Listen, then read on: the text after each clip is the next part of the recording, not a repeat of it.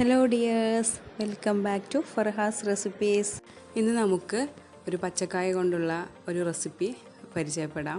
അപ്പോൾ ഇത് ഈസിയാണ് തയ്യാറാക്കാനായിട്ട്. അപ്പോൾ നമുക്ക് വീഡിയോ കണ്ടു നോക്കാം. പച്ചക്കായ ഫ്രൈ ചെയ്തതാണിത്. ഇനി നമുക്കിതെങ്ങനെ തയ്യാറാക്കുന്നതെന്ന് നോക്കാം.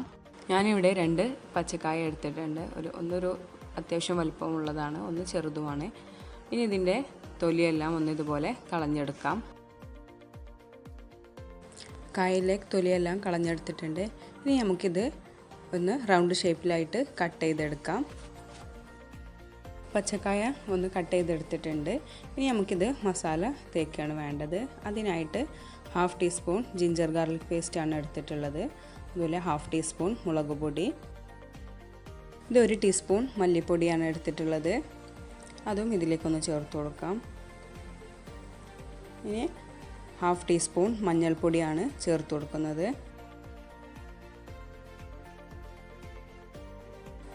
ആവശ്യത്തിനുള്ള ഉപ്പാണ് ചേർത്ത് കൊടുത്തിട്ടുള്ളത്. 1/4 ടീസ്പൂൺ ജീരകപ്പൊടി, 1/4 ടീസ്പൂൺ കുരുമുളക് പൊടി. അപ്പോൾ നിങ്ങളുടെ എരിവ് അനുസരിച്ച് നിങ്ങൾക്ക് കുരുമുളക് പൊടി വേണമെങ്കിൽ ചേർക്കാം, അല്ലെങ്കിൽ ഒഴിവാക്കാം.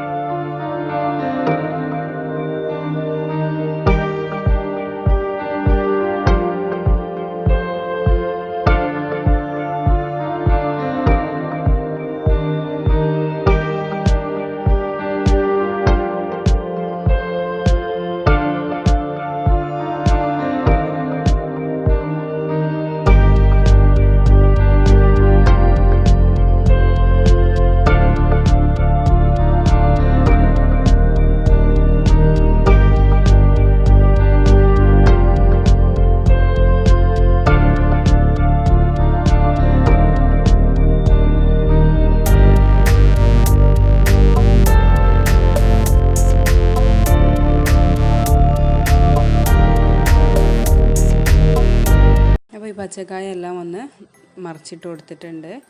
ഇനി ഇത് ഈ ഭാഗം കൂടി ഒന്ന് വേവാകുന്നത് വരെ വെയിറ്റ് ചെയ്യാം.